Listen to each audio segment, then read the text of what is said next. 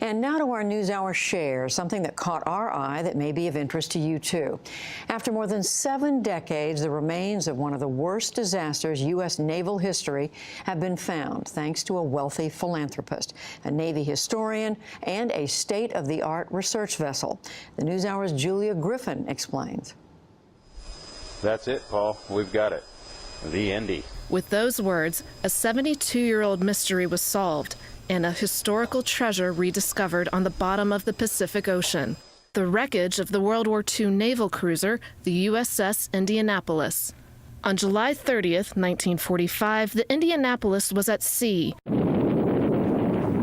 having just completed a top-secret mission delivering key components of the atomic bomb Little Boy to a naval base in the Northern Mariana Islands when it was torpedoed by a Japanese submarine. Just 15 minutes later, the ship that survived the Pearl Harbor attack was underwater.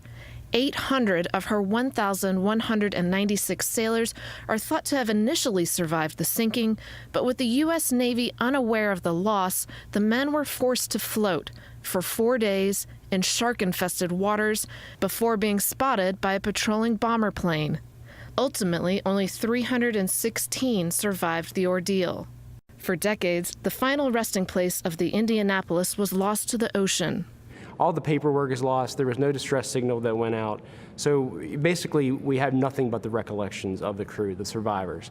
So it was really an imprecise location at the beginning. But last year, naval historian Richard Hulver discovered naval landing craft LST-779 had passed the Indianapolis just hours before the attack. So about 11 hours before Indianapolis was sunk. If you can figure out where LST-779 was, that gives you another point on that, another data point on that route that can give you a better idea.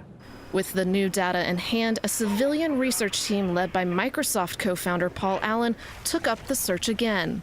We try to do these both as really exciting examples of underwater archaeology and as tributes to the brave men that went down on these ships.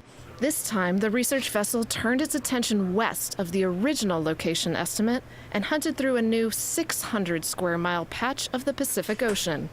Ultimately, one of the team's remotely operated underwater vehicles spotted the ship, its anchor, and other paraphernalia more than 18,000 feet below the surface. Naval History and Heritage Command Director Sam Cox hopes the discovery will underscore more than just the ship's demise. Even in a great tragedy like this one, there is valor, there is bravery, and in the case of this crew that made the ultimate sacrifice, what they did needs to be remembered, and not just for getting torpedoed and sunk. They were heroes.